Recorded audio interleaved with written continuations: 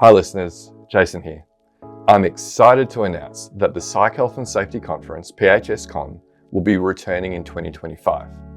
After a tremendous success this year, we're going even bigger and better.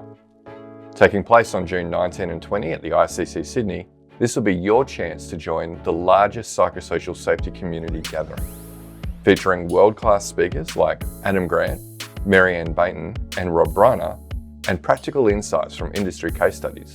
The conference content is all about leveling up your ability to create work that is better for worker mental health and better for business. Whether you're in people and culture, health and safety, psychology or leadership, this 2-day event and optional pre-conference masterclasses is your opportunity to learn, network and grow. Don't miss out. Super early bird tickets on sale now at phscon.com. Now, on to this episode. From Flourish DX, this is the Psych Health and Safety Podcast. With workplace mental health becoming a safety prerogative, this is the source of information on psychological injury prevention and health promotion. Hello and welcome to the Psych Health and Safety Podcast.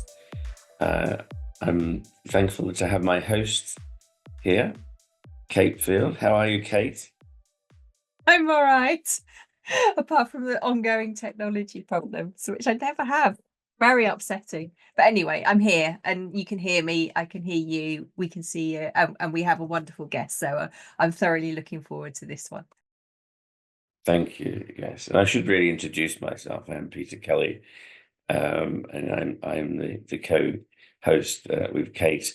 And yes, we do have a wonderful guest who I had the privilege of presenting with recently in Canada, and so that gives you a first clue. They're from Canada. They do sound very Canadian, if there's such a thing as sounding very Canadian. And I'm going to let them introduce themselves. Over to you, Canadian guest. Thank you for emphasizing the Canadian accent, and I don't think I have an accent. And it was a pleasure co-facilitating with you and introducing you to Toronto and the GTA and the ADR community. So I'm Treena Reilkoff, and my business is TLR Solutions for Conflict. And what I do is I do risk mitigation consultancy, and I'm an ADR professional. So what does that mean?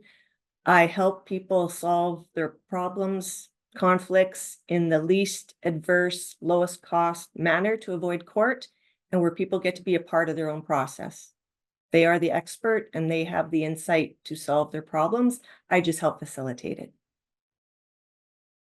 And you can tell the listeners what ADR stands for. So ADR is Alternative Dispute Resolution. So what that means, it is part of conflict management, and it involves various processes, looking at a continuum and just being in the harmony of what is psych health and safety and mental well-being and mental health.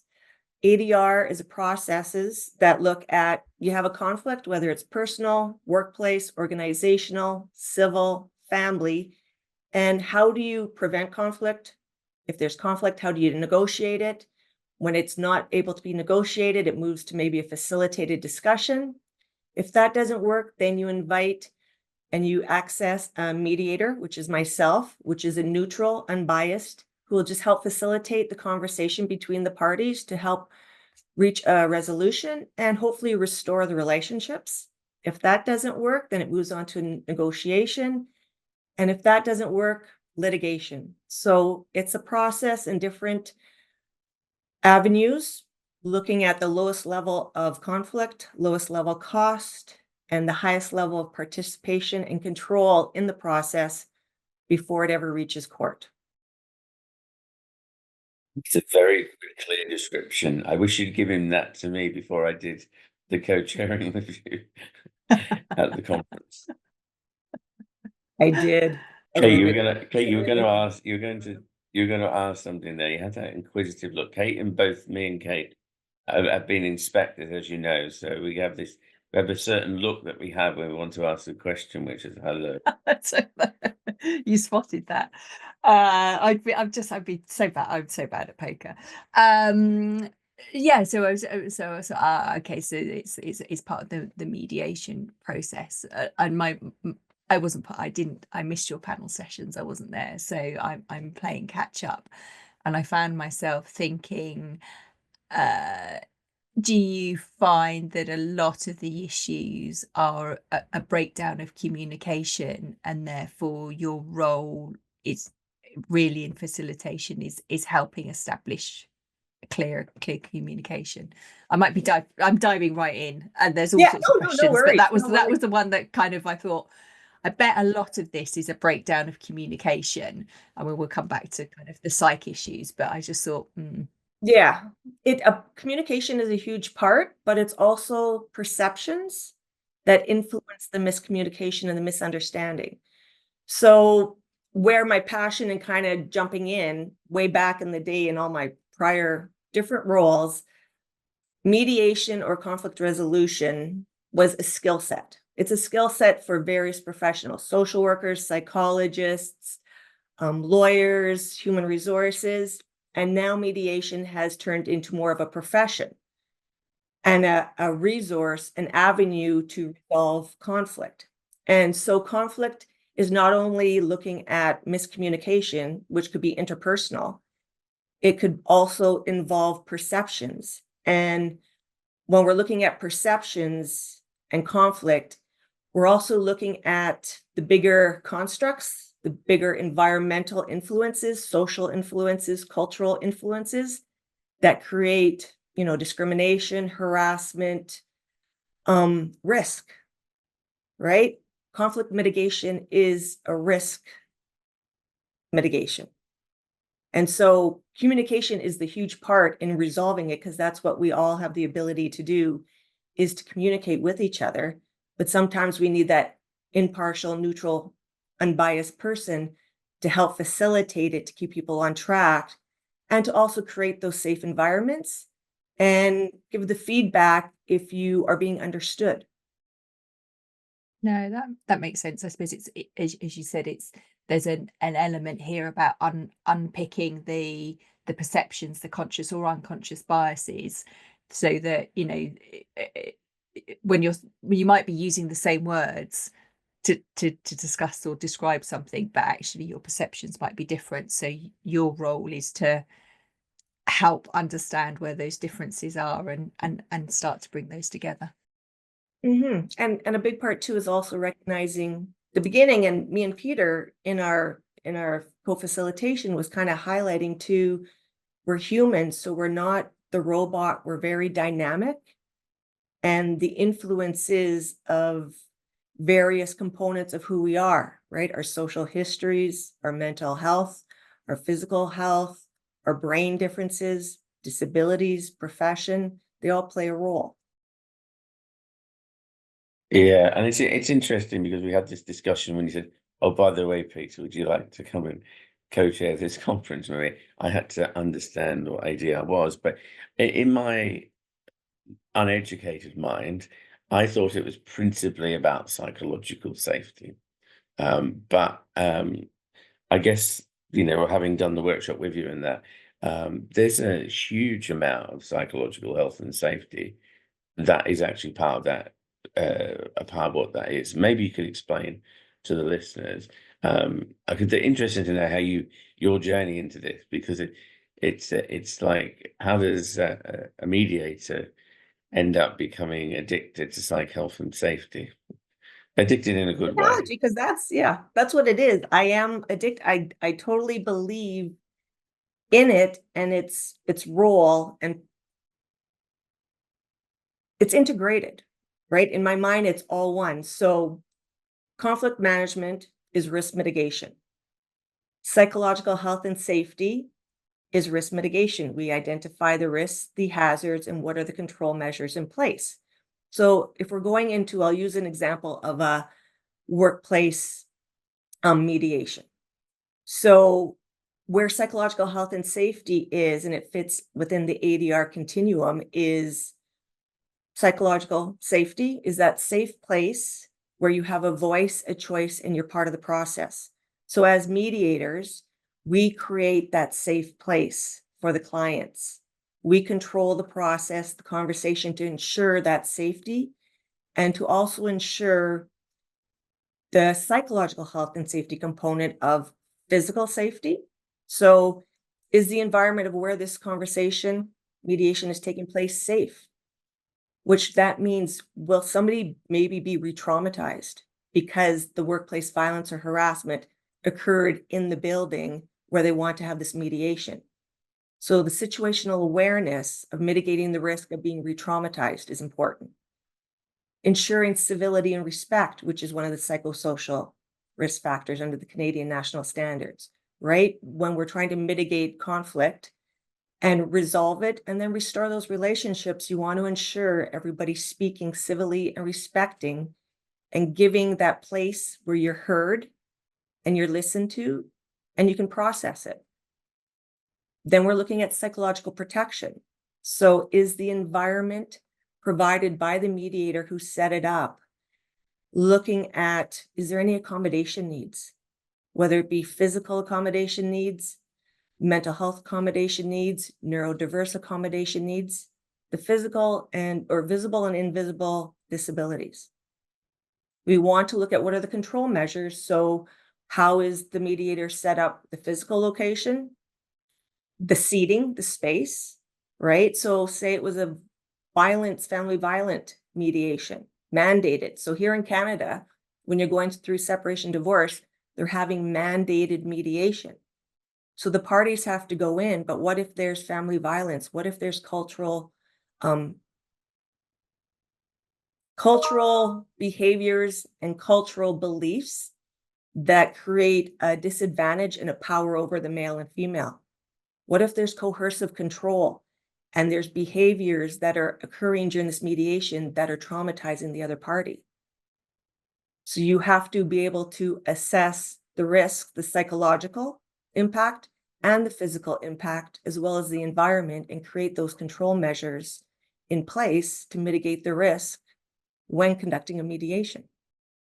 I think it's a really interesting point, and we obviously have mentioned we go both inspectors, and I remember when I was doing my training for interviewing, when we were investigating cases, and we know this is quite a few years ago now, but some of those key points about where are you having the meeting, the space, what's available, all of those things are really, really critical actually to then the success or creating a psychologically safe space to be able to explore what could be very difficult or traumatic recollections. And I think it's an area that is really, it's really simple, but it's really overlooked by a lot of organizations. Whether it's in this case, where there's an issue and mediation is needed, but also for things like, if people having return to work conversations from coming back after extended sick leave or even maternity. Actually, I think people forget that going into a workplace or going into an office environment can be really very intimidating, and choosing a neutral location can make such a huge difference, and it's such an easy thing. So yeah, really interesting. When you said about, go ahead, Peter. Sorry, it's very consistent. It's very consistent with ISO 45003, which quite clearly says the environment and the social context of what's happening is a hazard if it's not managed well. So yeah, over to you, Treena. A great example that happened 2 years ago, just right after COVID. I was presenting at the ADR Institute of Canada's conference in Quebec, and I was presenting on trauma informed. But the facilitators who organized the conference, Gary, he actually set it up because it was the first in-person post-COVID. So how I look at COVID and the pandemic, it was a worldwide trauma. Everybody was impacted. How you came out of that traumatic experience is individual, and we're still forgetting about people are still dealing with it. It hasn't disappeared, and it's impacting our younger generation when they go enter the workplace. So for the first conference after COVID, they had set up when you went to register, you got your name tag, and then you added a color code sticker to your name tag. So green, yellow, or red, just like the mental health continuum. And so it was a sign so people could visibly see, which again allowed that inclusivity through just visual of how did you want to be greeted? Because it was the first time meeting everybody. And in Ontario, where I live, we were basically on house arrest. You could not leave your house unless you had to go to work, grocery shop, or to the doctors. That was it. People were getting fined for going for walks at the beginning. So green meant you are good with a handshake, a hug, a touch, anything to greet. Yellow was, you know what? There's still some distance, but a handshake's good, but no hugs. And red was like, you know what? It was a hi, great to see you, but no close vicinity and maybe still wearing a mask. So it was a good way of creating not only a psychologically safe environment for this first conference coming back to COVID, but it also created psychological health and safety because they were mitigating risks of the mental health of that. If somebody had a red sticker and somebody came up to hug them, that was going to cause a lot of anxiety or stress because they're not ready for that coming out to their first event post-COVID. Do you need more psych health and safety in your life? Then head over to the Flourish DX Academy for several free on-demand e-learning courses. If you're an internal professional, follow Flourish DX on Eventbrite to register for any of our free fortnightly interactive webinars. Our flagship professional practice program is also exclusively available for internal professionals.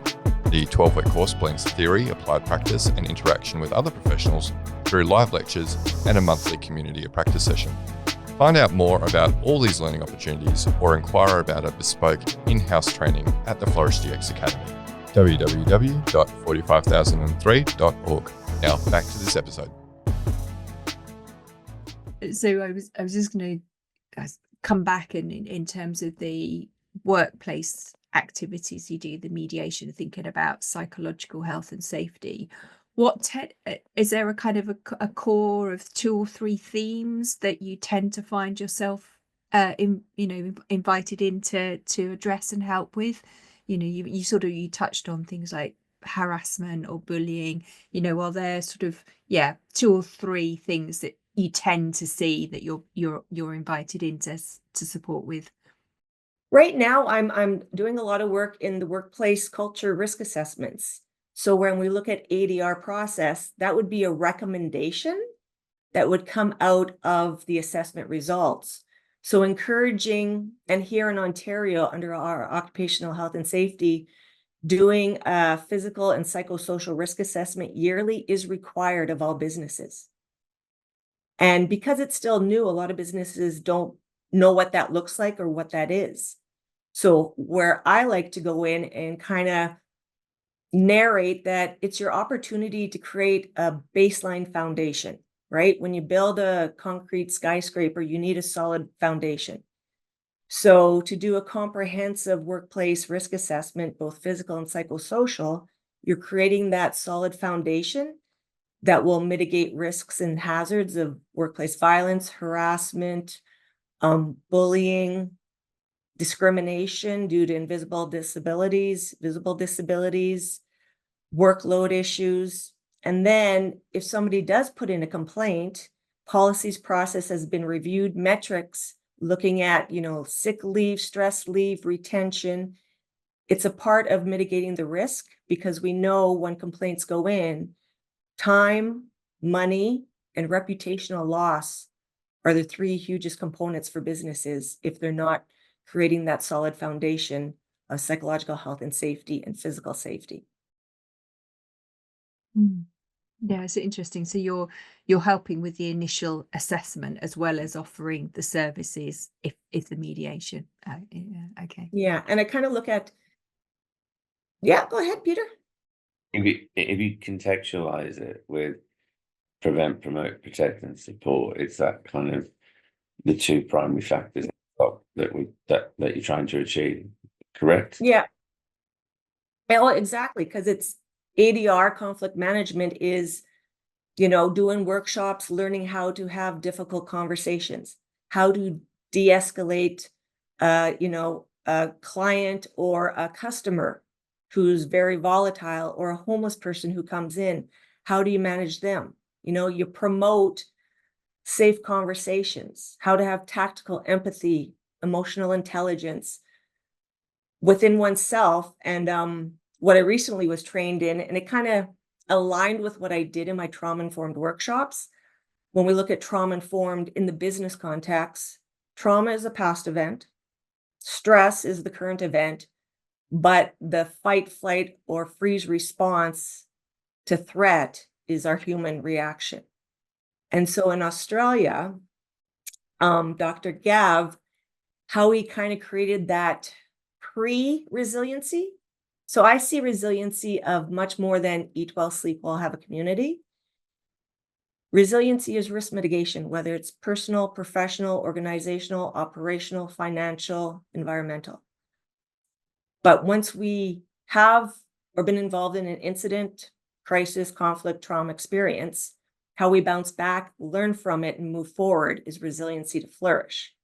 What we do before is presilience. So it's under like psychological health and safety and your own psychological protection. How do we educate leaders, management, frontline in how to recognize their own stress trauma responses, their adrenal management? So when you can recognize your own response and you know how to management with certain skills, techniques, then you're able to be present, right? Your amygdala hasn't been hijacked. Your prefrontal cortex, executive functioning is working, and you're mitigating future conflict or crisis or an incident.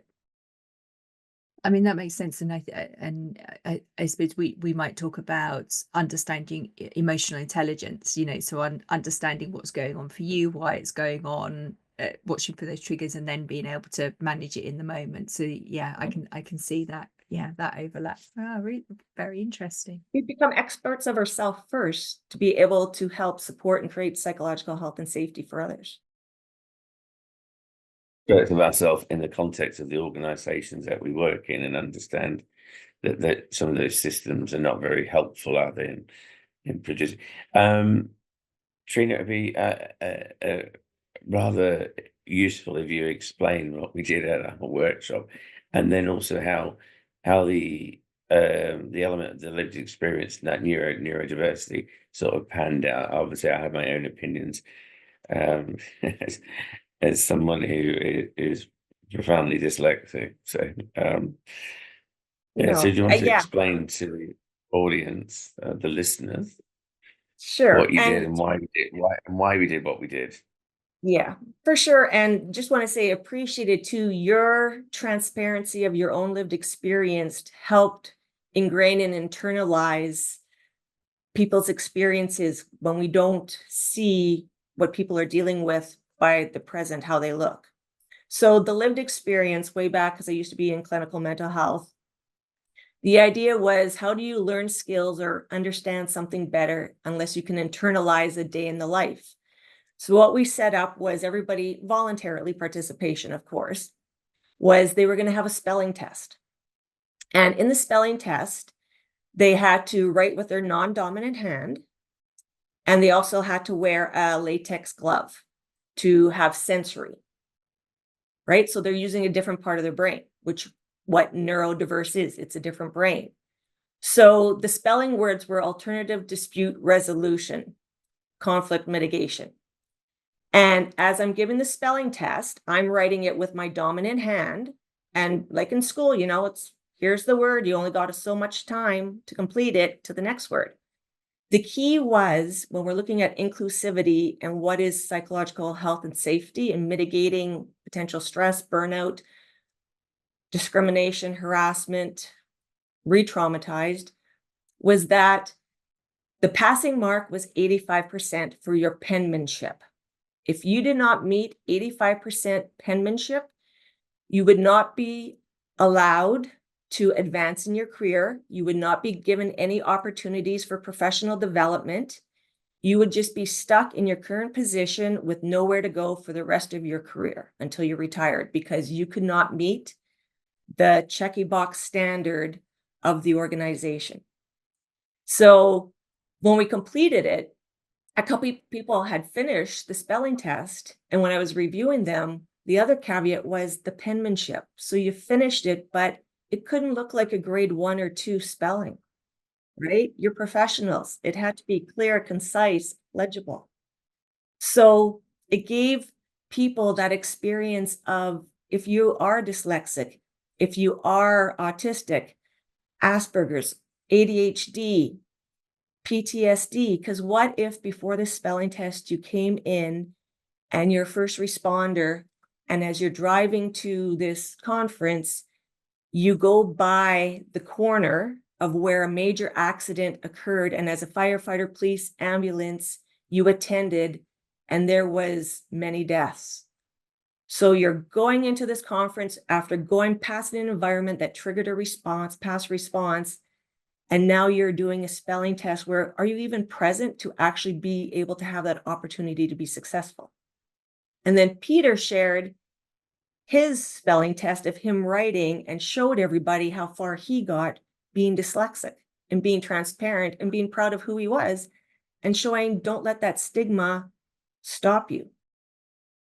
Just so obviously most of those words there are more than 7 or 8, and most of the audience there were able to write the words. I was only able to do 3 letters on each word because my brain just could not, couldn't compute that.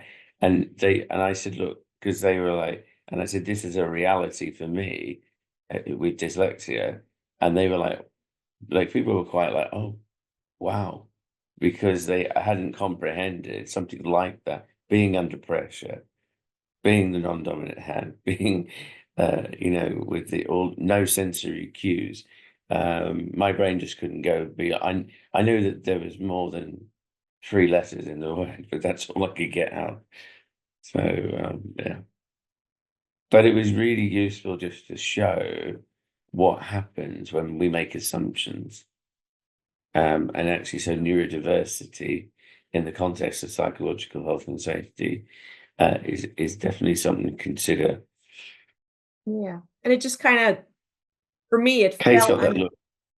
No, it's all right. I was just going to say, when we're looking at the factors, it looked at psychological, the psychological demands, opportunity for growth and development, and influence and involvement. Those were all wiped out if you don't look at diversity, equity, inclusivity. Yeah, absolutely. And the point I was going to make is, 45,003, does emphasize that, and I think, even traditional health and safety, we should be doing that. I just don't think we've been very good at it. There's been a little bit around, younger people or new and expectant mothers, but we don't consider that. Yeah, we need to take a wider approach, and I think a lot of organizations are worried that, does that mean we have to bespoke everything for everyone? And I don't think that's the case. I think, and this came through from a piece of work in my other job, some work around sort of construction designing, so building design for neurodiversity. And what's really interesting is you look at, what are the recommendations for creating a great space for those who are neurodiverse, and actually what it is a great space for everyone from a well-being point of view. And I think that's part of the, I suppose, the education or the stigma that we need to help organizations understand that, yes, you need to consider that different people have different needs, but actually what good looks like will meet the needs really effectively overall for the majority. Mm-hmm. It made me think, I don't know where I saw this. It was off of LinkedIn. Somebody was doing designs, but in their, it was like a shared workspace where you could go rent a spot if you were out of town. But when you walked in, it showed a map. And in that map, it showed, if you wanted to play music, or this was the heat control or cooler environment, or it was silence, or you can stand instead of sit.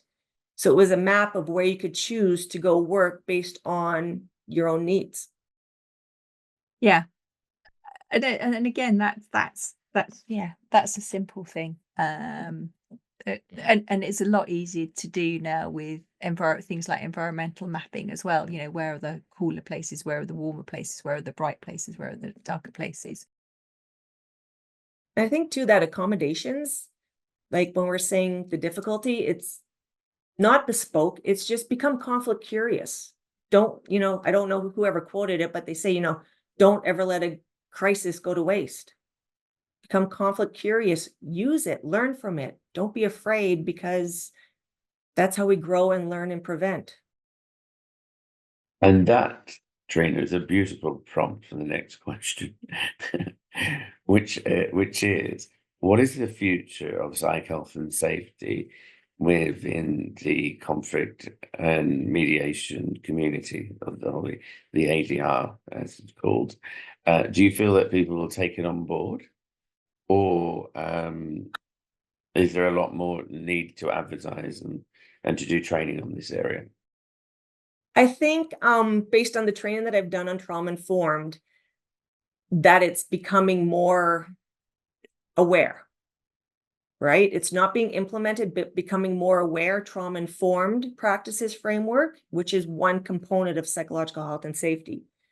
But I think more education, just awareness and training is required to understand how risk mitigation, conflict management is risk mitigation. As ADR professionals, it is your responsibility to help implement a psychological health and safe environment, process, systems in each role you have in the ADR continuum. And because the ISO is relatively new still, even though the Canadian national standards have been out since 2013, it's only recently with regulations in our legislation, Bill C-65 for federal, and then each province has their own regulations, legislation. So Ontario Bill 168, where workplace assessments incorporating and identifying the risks and hazards of not only physical, but psychosocial risks and hazards needs to legally be identified and mitigated. So the Australian standards. So it's interesting to see the standards. I had very early conversations with the authors of the Canadian standards. They came to the UK and said, we're thinking about doing these standards. We want to know what a gold standard would be. And, so obviously you give the gold standard and thinking you'll never get half of that. And in their case, they got the lot. So it was kind of like, oh God, these are on the wish list of things we wish we'd been able to do when we did the management standards and what have you. And what was also fascinating was, I remember when the workshop started, we were like, I wonder how many were going to turn up. So, like, maybe we'll get 3 people. In the end, we had best part of 40 plus people in a conference where there are 150 people.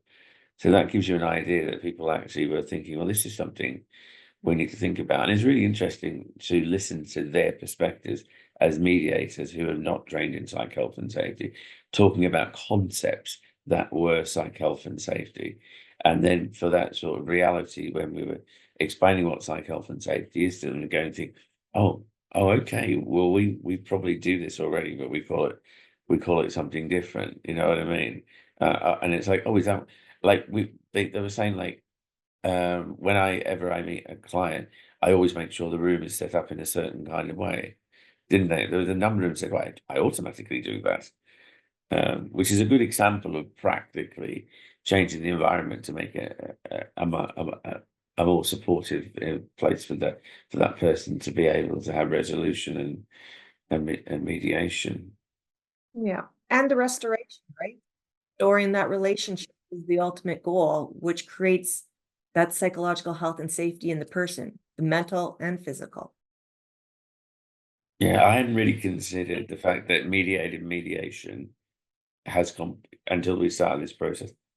You know, I mean, how many times have you gone through? Well, if you're going through, not how many times you go through a divorce and you have to go through mediation, or you go through a contract dispute, you have to go through mediation.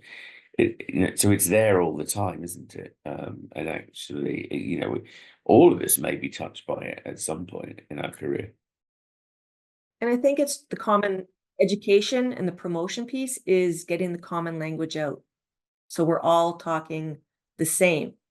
We might be implementing it and using different words, but in every professional context, we all have a role in promoting and creating psychological health and safe work environments, which then in the bigger picture of where this all kind of originated for me in my heart and post-COVID was, we know trauma sits on our epigenetics and can be triggered through environmental influences. So if trauma can sit on our epigenetics, that means so can our resiliency. And we need to create intergenerational conflict and trauma resiliency for the next 7 generations due to the pandemic world experience. And psychological health and safety is a core component of that. And if I was to ask you this last question, as we're coming to the hour, as they call it, what would, if you had the opportunity to take a look back and say 20 years ago, what is the one thing that you would have liked to have known?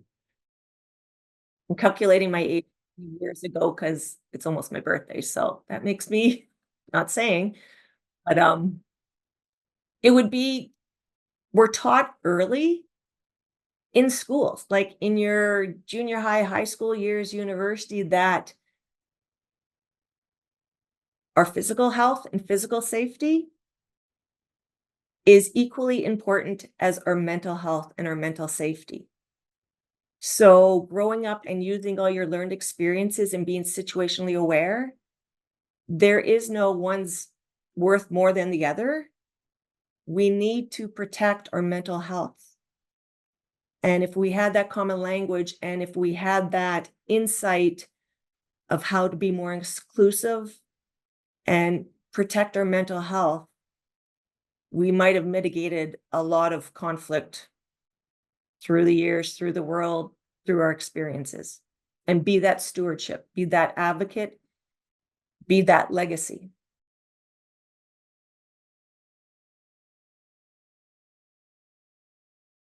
So thank you very much for spending this last 35, 40 minutes with us. And yeah, I have to say, having had the opportunity to briefly dive into the world of conflict resolution and ADR, it's very reassuring to know that there are people who are prepared to practice what we preach in terms of making sure we look for the right environment. It just leaves me to end with, for those of you that, depending on which platforms you use, to check your podcast, if you so feel connected to have a look at us on the screen, you can do YouTube, and the various links that will be associated that will come through the LinkedIn post. And obviously you can always find us on LinkedIn, Kate Field, Peter Kelly, Treena Reilkoff. We're all there. Treena's prolific on LinkedIn, so you'll guarantee you'll get a response out of them. So it just leaves me to thank you so much for coming on to the call, and we shall say goodbye. You've been listening to the Psych Health and Safety Podcast. To stay up to date with the latest on psychological injury prevention, follow Flourish DX on LinkedIn and subscribe to the Psych Health and Safety Podcast at www.psychealthandsafety.com.